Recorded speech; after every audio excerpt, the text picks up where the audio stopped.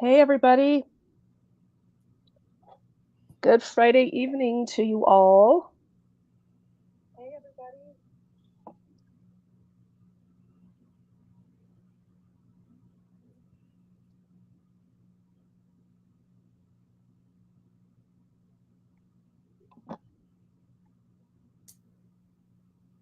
Lou, how are you? Good to see you in here. Hey, Kelly. Hey, Kelly. 702 and you. Hey, everybody. Welcome in. Thank you for joining us tonight. This is awesome. Adrian, how you doing? I need to respond to our email. I haven't forgotten. Keeper, what's happening? Guys, I am pretty sick, and so this is going to be kind of annoying listening to me tonight. So, luckily for you all, you're not going to have to listen to me. You're going to get to listen to this beautiful, articulate lady named Lindsie.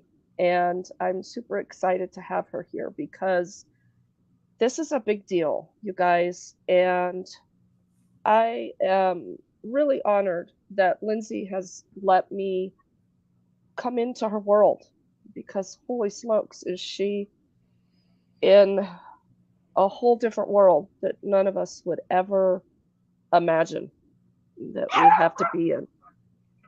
And as I've gotten to know Lindsie over the last couple of months, I'm just in awe.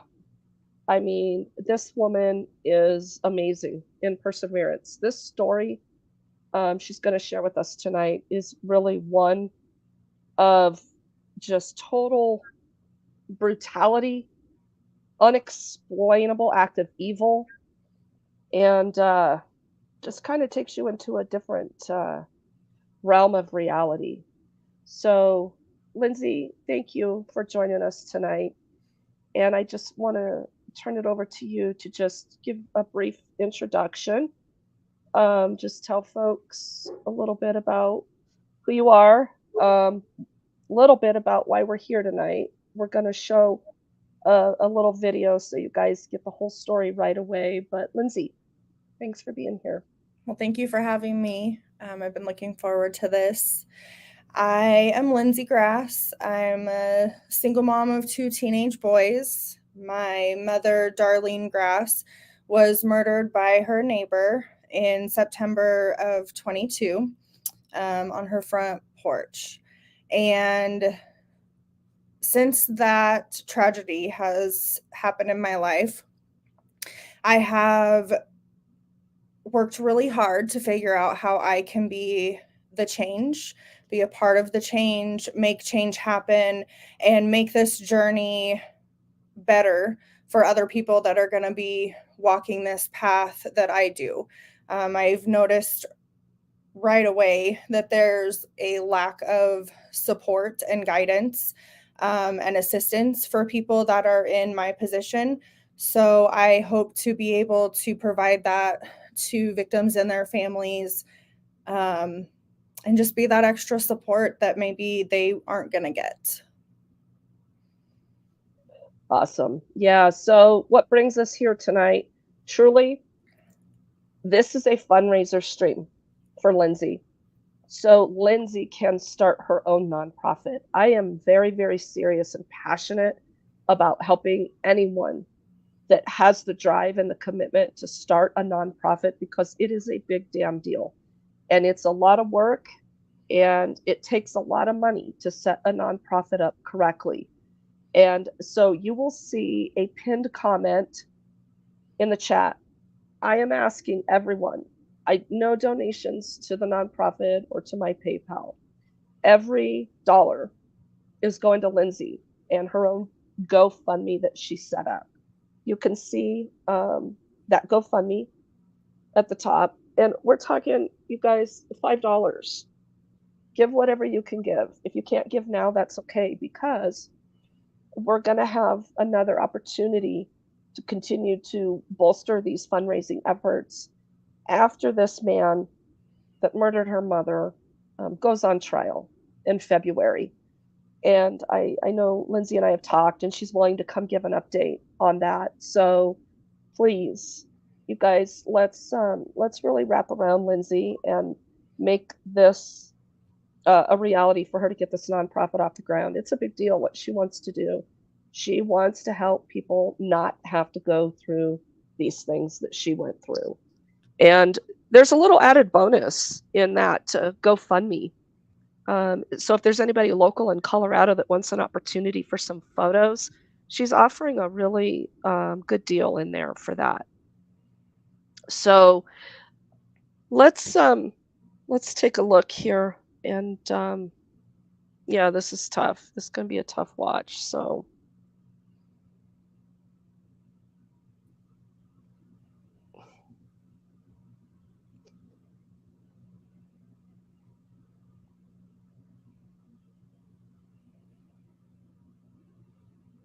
Congress to take action. You've worked hard and paid into Social Security. It's only fair you get the money you've earned. If politicians don't act soon, Social Security. When you search for my mom, it comes up, Englewood woman fatally shot in doorway by neighbor. The headlines only record her final moments. It's sad that this is all I have left. Not the Darlene Grass her daughter Lindsie remembers. Every chance she had the ability to be with friends and family, she was there. Friends and family were her world. For more than 30 years, this home in Englewood was the center of their world. There's not a memory in my life that I don't have here. Including a memory she doesn't want to have. This has been my home. Police say Darlene was at home when she saw a shadow cross the front stoop. She flipped on the light and stepped out to investigate. An affidavit says Kwok Nguyen, her neighbor across the street, shot and killed her. She was my best friend. Lindsie can't understand why someone would take her best friend away. Nguyen's family told investigators they don't know either. They didn't know he had guns and thought he had gone to bed that night after a family dinner. I got these bracelets made for her.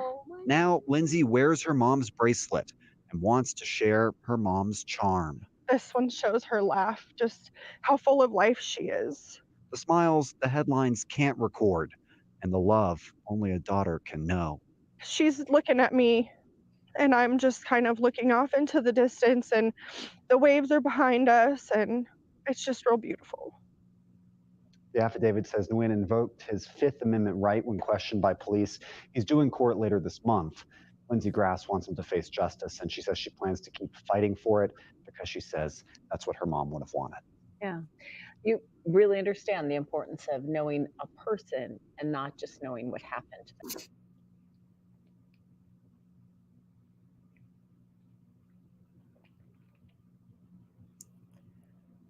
So there's the gist of the story, you guys, from the raw surface.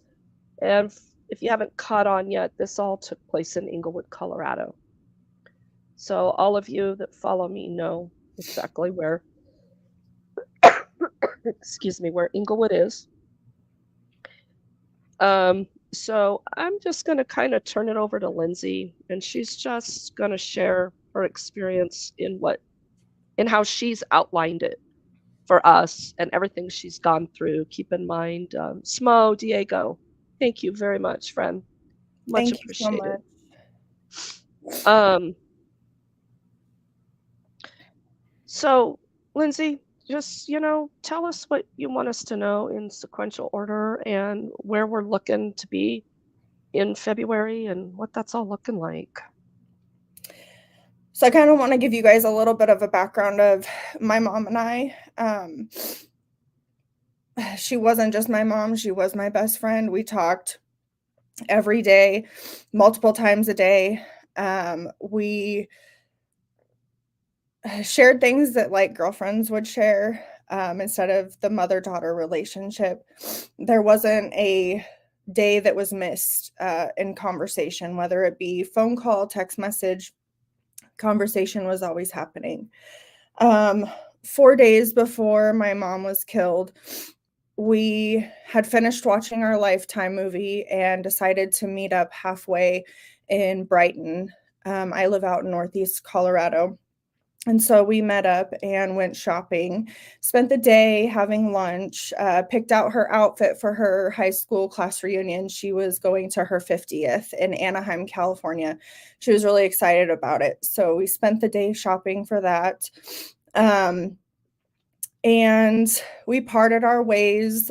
I gave her my hug and we each went home. The week was normal, just both of us working. Fast forward to Wednesday night, September 28th. I had talked to her multiple times that day. My last phone conversation with her was just before 8 o'clock at night. And my oldest son had actually talked to her a little bit after 9 o'clock. And they had gotten off the phone. Her and I hadn't had our goodnight phone call yet. And it was a little bit after 10, which wasn't unusual because we were usually going to bed late. And I got a phone call and it was on Facebook Messenger. And it was from my mom's next door neighbor, Kelly. And she had called, and her first phone call didn't quite make sense. But I know in her heart, she just couldn't say the words of what had happened. So I had hung up the phone and tried to call my mom. And then I tried to call my mom's roommate and they weren't answering. So then I called Kelly's phone back and I ended up talking to my mom's roommate and he had told me that something happened to my mom and it wasn't good. And I asked him to just tell me what had happened, and he said that she was shot. It didn't make sense. It still doesn't make sense. Even when I say it out loud, it just does not make sense to me at all. I cannot comprehend it. So I don't remember much after hearing that she was shot. I do remember getting my 2 teenage boys and my 2 bulldogs into my car, and I was driving down the 2-lane highway to exit out of town here, and there was Lindsie, an tell officer. everybody. You There haven't was yet. an officer on the phone with me. I don't know who it was. It was a gentleman, and he said, "Ma'am, do you have any more questions for me?" And I said, "Yes. Can you please tell me, is my mom dead?" And he said, "Yes, ma'am, I'm sorry." And that is still something still to this day. I have no idea which officer it was that told me that. They have asked, or they have said that they've asked every officer that was on scene that night, and no one recalls having that conversation with me. But they were on speakerphone in my car, and I know that that conversation did happen. So it was about a 2-hour drive. I did stop and pick up my best friend on the way, so that I had at least another person with me. And I don't remember much of that drive. I have no idea how I drove 2 hours, a little over 100 miles. And I have no recollection of that drive at all. I remember getting into Englewood, and I normally would always take Santa Fe to Oxford and then go up that way to my mom's house, but I, for some reason, took Santa Fe to Dartmouth, and Dartmouth back behind the park and then back behind Walmart, ended up on Hampton, and then right as I got to Broadway and Hampton at that signal light, there was a Englewood ambulance heading north on Broadway, and I was turning south onto Broadway, and whoever was on the phone, because both of my boys had their phones going and I had my phone going, I asked somebody, I said, "Did they take her?" And they said, "No, she's still here." And I pulled up from Broadway. I turned west onto Radcliffe, and as soon as I hit Radcliffe, it was just lights. Like, that's all you could see at the end was just red and blue lights. And there was a giant light bar at the end by my mom's house.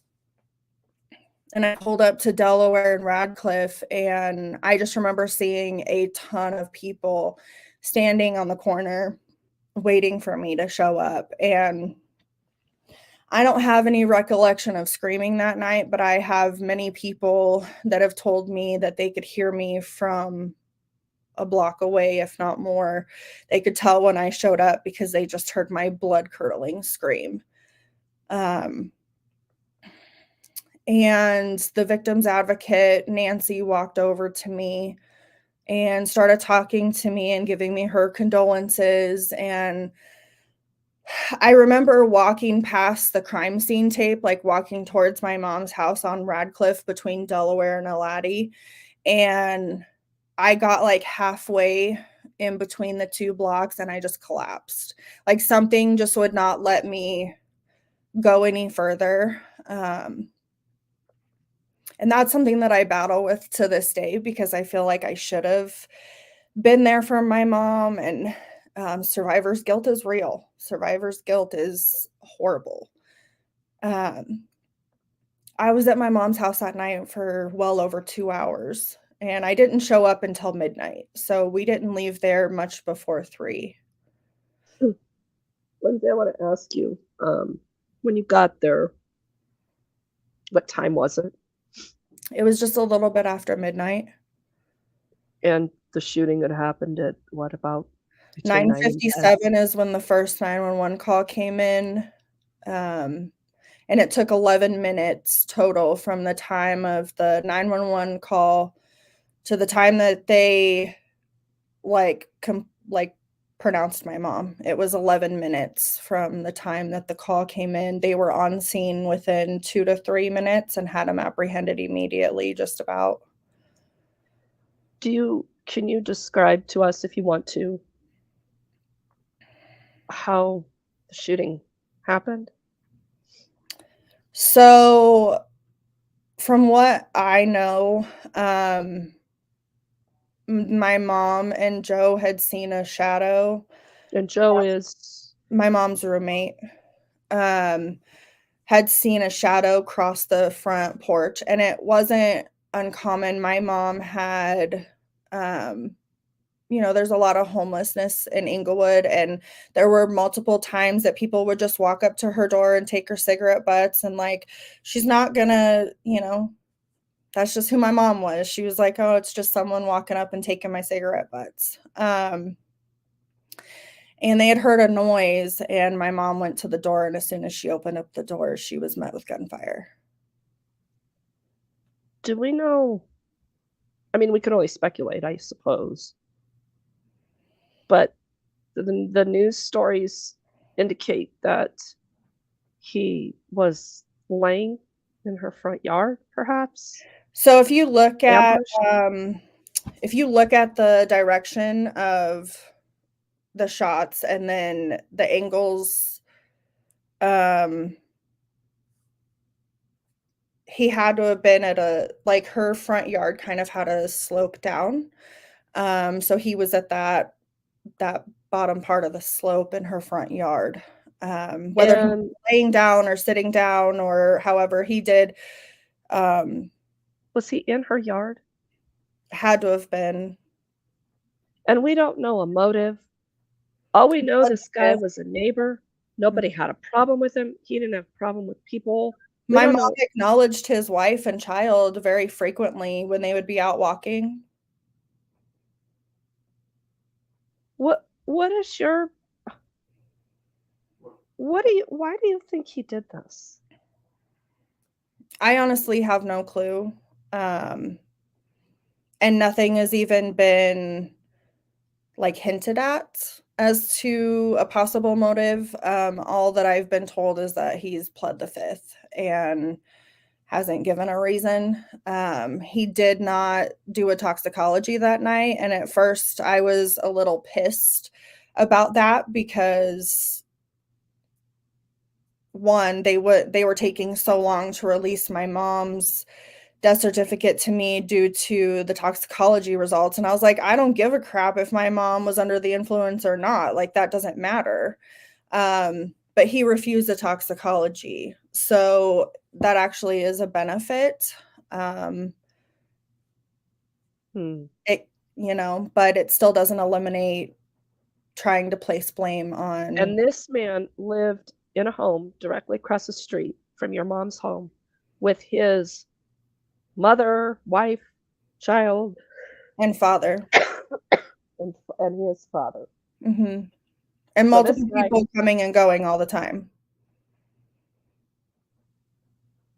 Do you think so? With multiple people coming and going all the time, well, they had a lawn service business, and so people were like, I don't know if they were employees, family members, whatever, but there was always different kind of cars over there, or people in the lawn trucks, or I didn't personally know like 100% who all lived there, and I couldn't ever tell you that I've ever seen that guy personally, or like ever really paid attention enough to notice anything like that. So he had a small child as well, huh? Mm-hmm. No motive, just some random thing. I can't. I think that would be my biggest struggle in all of this. I want answers. I'm just. That's something that right? I've come to peace with the fact that I will probably never get the answer or the reason why. And even if I do get the answer or the reason why, it doesn't matter to me because it's not going to bring my mom back. It's not going to make anything better. If anything, it's probably just going to make it worse because how can you even justify or put a reason on something like this? You can't. So it's almost better in my sense to not know his reason and just get the justice and let him go rot away. Versus hearing some bullshit excuse. What's your definition of justice in this scenario? Well, I would like the death penalty, but where Colorado stands on that. So life in prison. Yeah, but even then that's not justice. We know how the prison system works. He's still going to get his meals. He's going to be able to pick commissary. He's going to be able to watch TV or play on a tablet or do the things that he wants to do and talk to his family whenever he wants to and video chat his son and be able to see all these things. And that's not justice to me. He's with his family, but in a different way. So it doesn't, there's no justice big enough to be able to fix this. It's never going to be fixed. But to hear that he's never going to get out is enough for me, because then he can't hurt anybody else, the innocents, rob another family of a life, and that's good enough for me. And then I can do my part in justice and helping other people and making a change and making sure that nobody else goes down this path alone. And again, you guys, if you've just joined, just a quick recap. We're doing this evening. This is a complete and total fundraiser for Lindsie. She's very passionate, and as you can see, she's very well spoken and just really dedicated to persevering to start this nonprofit. And she's going to tell us more about it later, but it does take startup costs for this. And Smo, Diego, you just really know how to read situations. And I want to thank you very much for that $1,000 to get this going. And that puts her that much closer. Thank you. The rest of you. Yeah, the rest of you that are donating, to all of you. This is for Lindsie, and this is for justice for her mom. And I don't know, I lost my mom to just natural causes, and I think about the devastation going through that. I mean, it was sudden, unexpected. But this, I don't even know how a person can recover so well as she has in just these 2 years. This woman's strength, I want to be her volunteer. I want to go to work for her with her nonprofit, and I mean, of course, I'll still be doing little bits and pieces of mine, but I really want to get this going because she's damn good and she's very, very smart. So take us back, Lindsie, to you get there and the street, the cops don't let you near the house.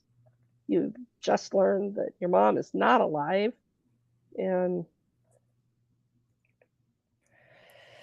I was sick. I was physically sick. I don't remember a lot of being there.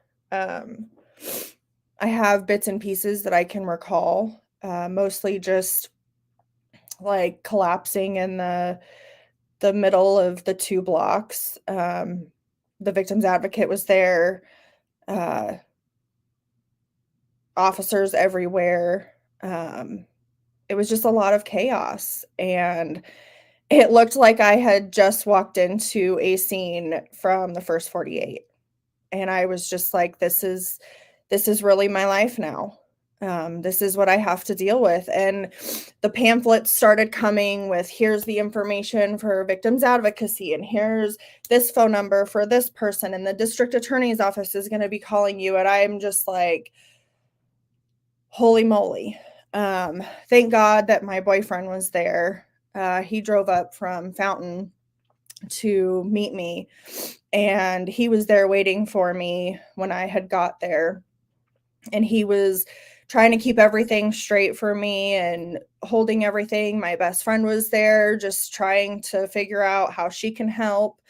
We ended up leaving there, I want to say a little after 3, maybe close to 3, and drove all the way back to my house in Northeast Colorado.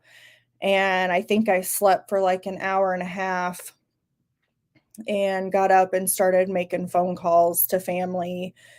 And it wasn't but 8:30 in the morning, and the phone call started with the cleaning crew and the district attorney's office and just everybody that needed to talk to me. And I just was not ready to deal with it. I don't remember a lot of the first 15 days, probably. I remember making some funeral arrangements. My cousin Barbie was there, my best friend, and my boyfriend. And between the 3 of them and myself, we were able to get everything taken care of. I call her my twinstie. Her name's Lindsie as well. She flew in from out of state to help me as well with arrangements. She was making arrangements out of state for me. It was great to see everybody kind of come together and support me in this. Yeah, it was hard to get through those first few days. I knew that I had to get right into counseling. That was something that I did on day 7 after she was killed. I knew I couldn't go anymore if I didn't get into therapy. So that was a huge saving grace of mine. tell us how victims assistance in Colorado has worked through that. And for those of you, I mean, I think every state has it. In Colorado, you pay into victims assistance for every single crime. Every time you pay a traffic ticket, for anything. This state does have a very large pot of victim assistance money. And then state law determines how it's divvied out to each judicial district. And all of this took place in the 18th Judicial District, Arapahoe County, for those of you that are local. The 18th Judicial's probably the 3rd biggest judicial district, right? Am I close, Lindsie? Mm-hmm. In the state. So tell us how victims assistance has played out for you. Well, it's definitely not been the picture that I had. That's for sure. When I think of victims advocacy or victims assistance, you're there to talk to the victim, you get to know them, you want to help them, you provide resources to them, and that is not what I have received. I've received words, but actions that don't really back that up. I told my court victims advocate back when our case was first getting started in court, and they called me to let me know that our first court hearing was going to be continued. I made the comment to her. I said, "You guys are lucky that I'm as strong and resilient as I am, because you don't talk to me but once every 3 months, the day before we go to court or the week before we go to court. And for all you know, I could be dead. I'm dealing with a lot. I'm a single mom. She was my only parent. I don't, I'm doing this on my own, and that's a lot to have someone go through all of this in my situation." And another reason that you're so dedicated to this nonprofit, right? Yep. And this is where I just want to back her to the umpteenth degree, because she wants to ensure that no one, at least that she can come into contact with in their life, has to walk away from a scene where they just lost a loved one and walk away with no one, with no support, no one to even call. It's wrong. I've made multiple comments to victims' compensation, to victims' advocacy, about how I want to make a change, how there needs to be changes, how there needs to be more support for victims. If they need someone to talk to at 3 o'clock in the morning, there needs to be a phone number that people can call. There needs to be something that people can get help with, and not just within court business hours. And I was told, we don't have anything like that. We don't have enough staff for something like that. And I understand there's a lot of cases, but I also did make it clear to them that they make me feel like I'm just another manila envelope on their desk waiting to be heard. And they just push my folder to the side after my case is done, and they don't revisit it for another 3 months until we go to court again. And that's not humane. That's not okay. That's not helpful. And when I tell you that I want to be a part of the change, and I want to help, and I want to do things so that people that are in my shoes don't feel like I do, point me in the right direction. I had one person from the 18th offer to help me get in contact with other victims of mass shootings and mass crimes, and that was in September, and I still have yet to hear from those people, whether it because it doesn't work with their schedule or what have you, I'm not sure.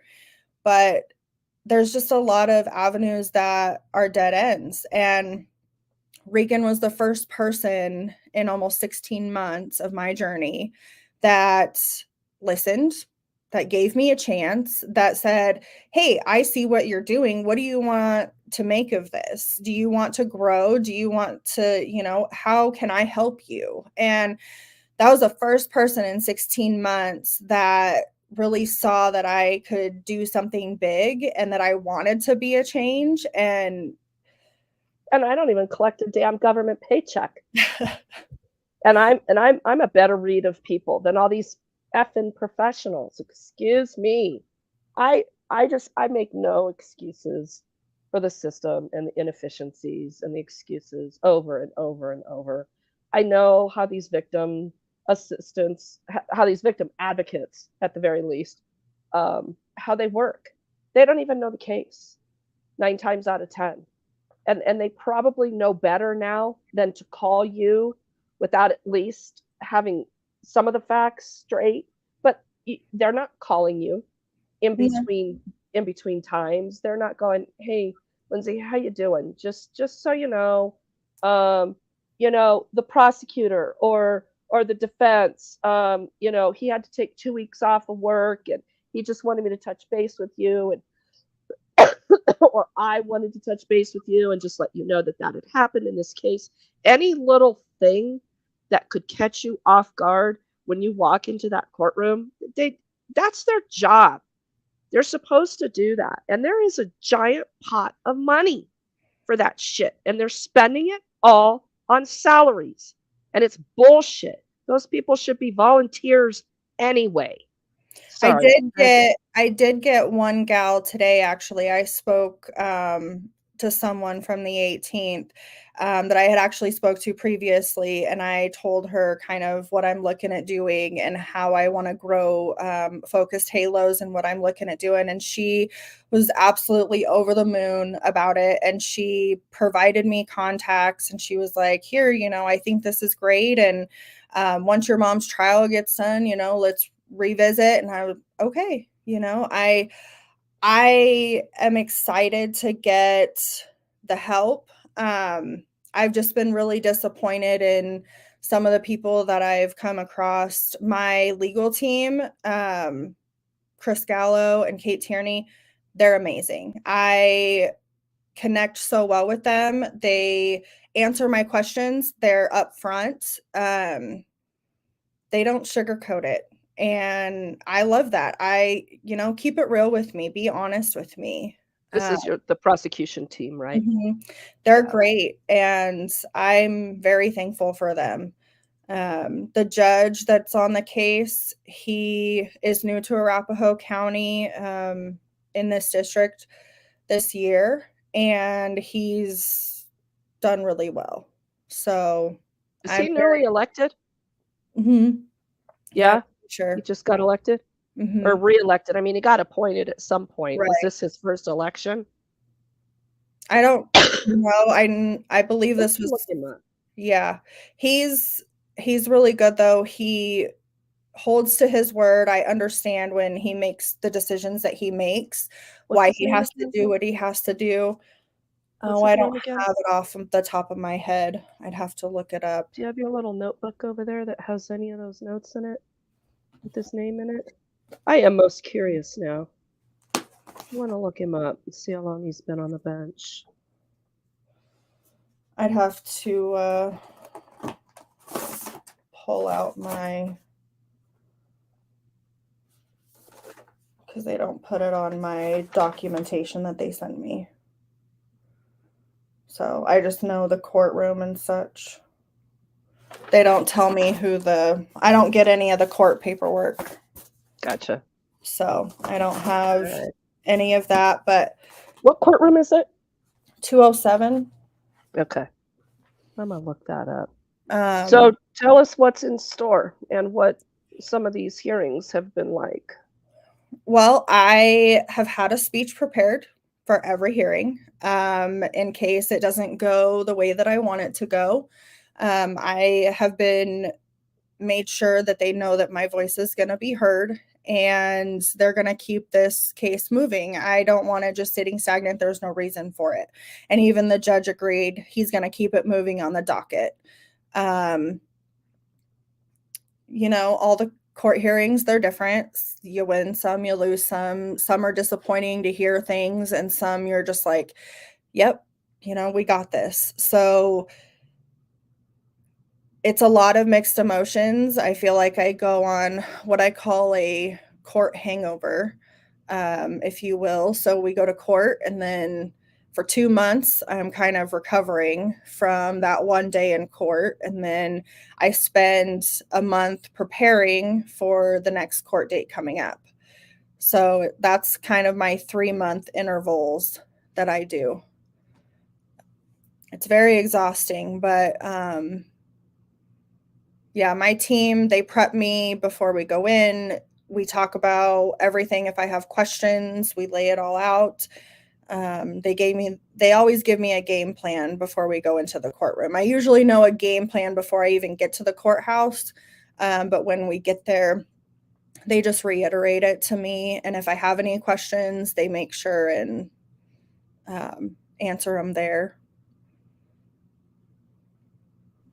I just wanted to pin this, excuse me, this one comment. So Kelly is a friend of mine, and this is how Lindsie and I met, through a mutual friend. And Kelly is a wonderful advocate for the homeless as well. And Kelly is Darlene's next door neighbor.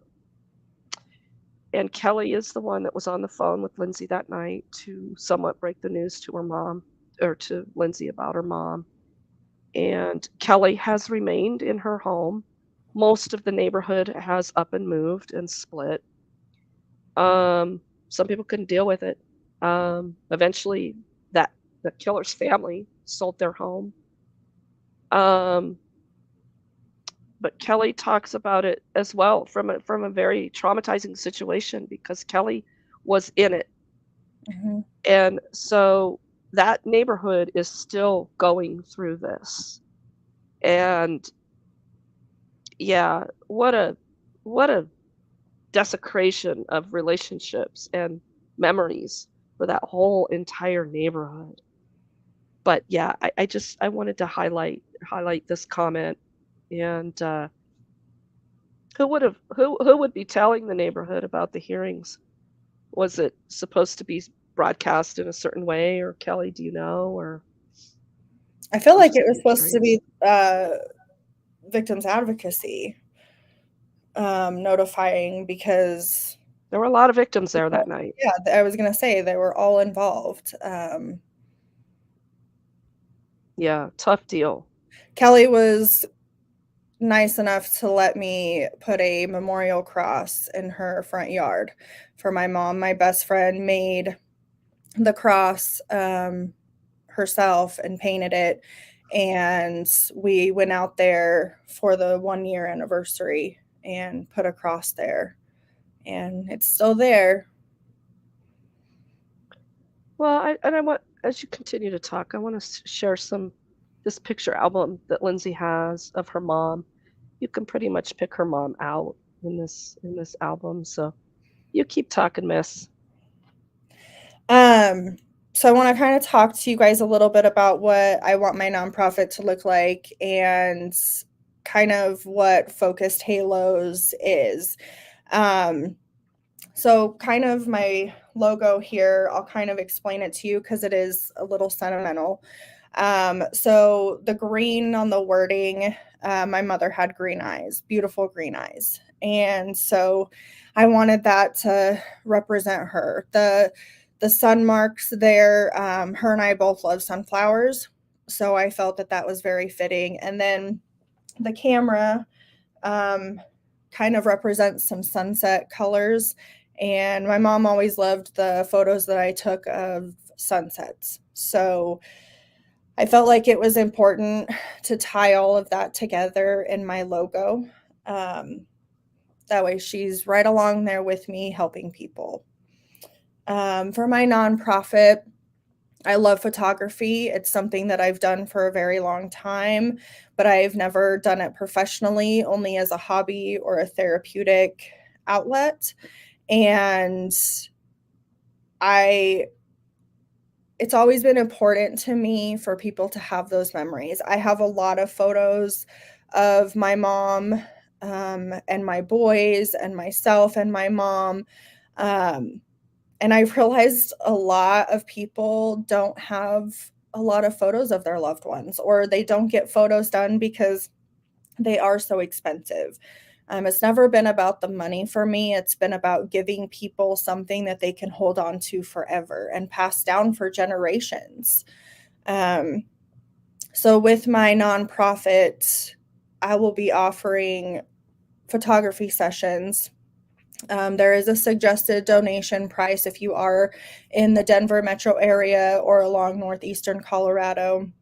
You can get up to a 60-minute session with one outfit change, and you will get your edited digital photos put onto a USB drive so that you can go ahead and print them out, save them, upload them to social media, whatever you choose to do. And then all of the proceeds that I raise through my photography will go towards victims of violent crimes. I'm looking to hopefully also be able to provide gift baskets for self-care. I know that it was really important for me to really tap into myself and what I needed when I was going through this immediately right after. So things that can help with people's self-care, notebooks, pens, you forget a lot of stuff. So writing everything down, candles, things like that. So I'm hoping to eventually start an Amazon store wish list so that items for the nonprofit can be sent directly from there. But yeah, if anybody has any questions, I'd be happy to answer questions. I really appreciate everybody's support and you being here. This really means a lot to me. And again, Regan, thank you so much for giving me this opportunity.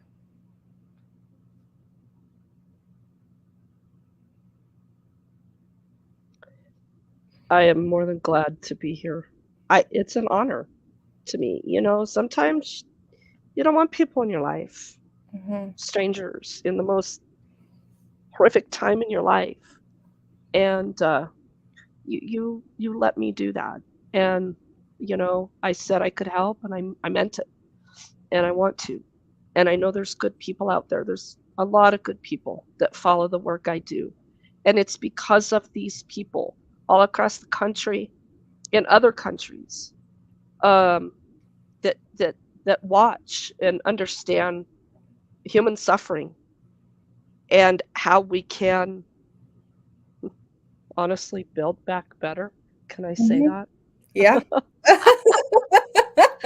Yeah. Well, but it's real, because you have to make progress. And when you're struggling every day emotionally in how to do that, and something moves you, you have to run with it. And that's what you're doing.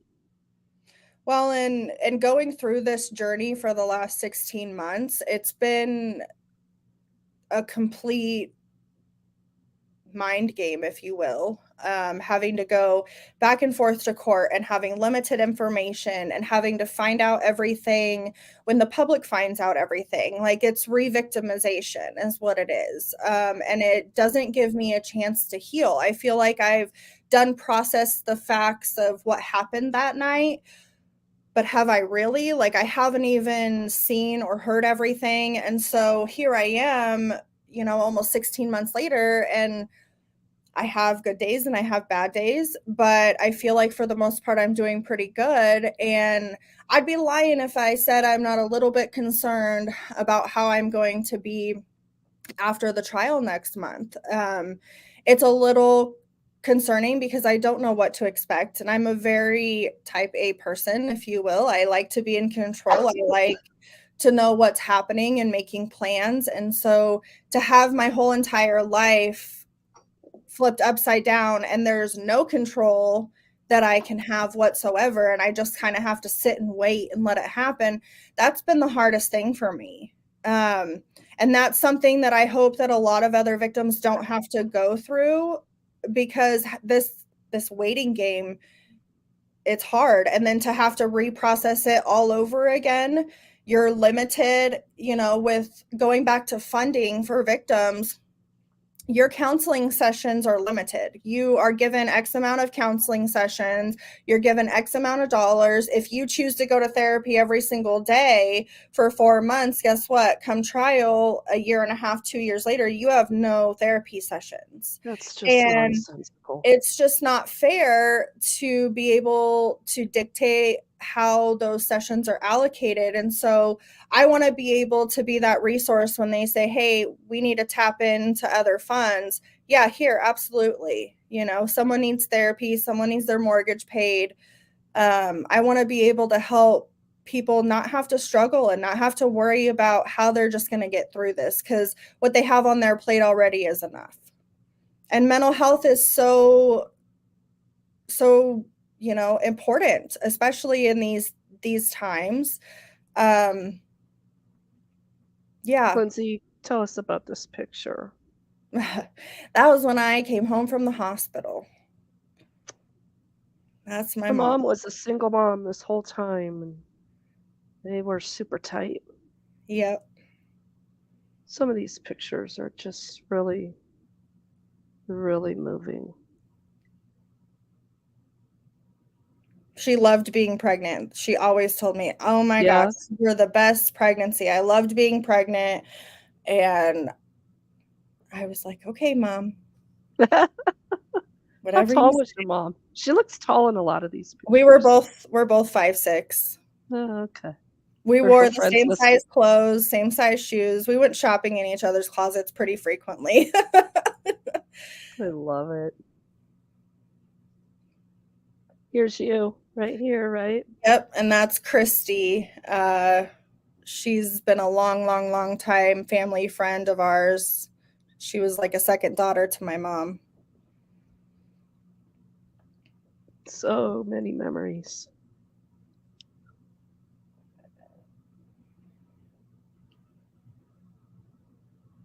Is this a brother? No, that was her first ex-husband, Mark. Oh, okay. Yeah, they remained very good friends, literally up until she died. Oh, wow. Yeah. So are lots of friends and family planning on being at the trial? Tell us a little bit how that's going to go. We know that the judge has already ruled that this trial won't be live streamed Correct. through our new laws. Yeah. So I post online. I have a Facebook page called Justice for Dar, and I post all of the court updates, upcoming court dates, things like that there to keep people informed. So it's open to the public, whoever wants to come. It starts February 13th at 8:30 in the morning. They do have us booked that whole entire week, and then possibly the 20th. So. Oh my gosh, this picture, this Geo Metro. That This was the our best old car neighbor ever. mix. Yeah. I had a Geo That Metro. was the day my mom bought her Chevy Cavalier that she drove for I had one of those years. too. Oh, I love it. She drove it until July of 2021 when she Seriously. Yep. And then it sat in my backyard because my boys were going to drive it. And yeah, so she had it for 25 years. Holy smokes. Yeah. How many miles on it? It was like 150 something. So not even that many, really. Was it a good car the whole time? Oh, it was great. Yeah. Oh, that's funny. That is spectacular. Yeah. Oh, is this her in high school? Yeah. Pretty sure that was her senior photo. Beautiful. Oh, Lindsie, this picture. You have this original picture? Yes, I believe I do. And then I also have, she had an oil painting done of her. So I actually really? Yeah. Oh, how special. Well, I think we should save the back half of that album for when we come back and reconvene. So, yeah. You guys, this is a big deal. And again, just a quick recap. This stream was dedicated to getting funds collected to establish her nonprofit. She's going to be working with the same attorney that established my nonprofit, who is amazing. The guy is it for the state of Colorado. So if you're ever going to form a nonprofit in Colorado, let me guide you in the right direction, because you can't just slap some paperwork together and do a filing. It has to be done correctly, for when, like, idiot trolls want to try to come after you for nonsense. But anyway, so because of you all, she's more than halfway to, well, we're about halfway to the goal. I want to thank everybody in this chat tonight. Does anybody have any questions about anything she's talked about, or is there anything else you want to know? Ask now, or forever hold your peace. Thank you so much, Danny's Thoughts, for sharing that. camera mass destruction. I really appreciate it. Yeah, this is our friend Sal. He's a regular volunteer for my nonprofit. He goes out often and helps the homeless. And so thank you to all of you, my mods in here tonight, Irish Rover. Yeah, so this is good. We're gonna continue to talk about it. Slabby's really got a voice tonight, in case you're all hearing her. I don't know why she's doing that, but there's something on the TV. So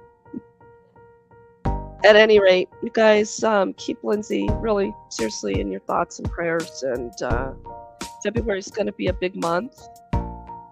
And I think we're going to come back together after the trial, right, Lindsie? And and do a little update here. Yep, we are, definitely. So yeah, Smo, thank you. And Irish, all of you that have donated. And Tish, thanks for being in here.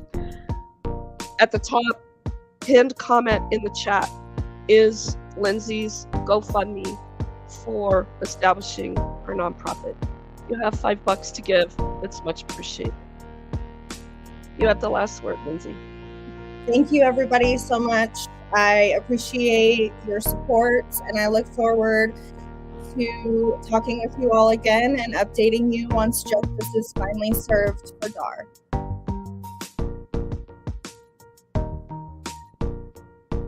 Thanks, everybody.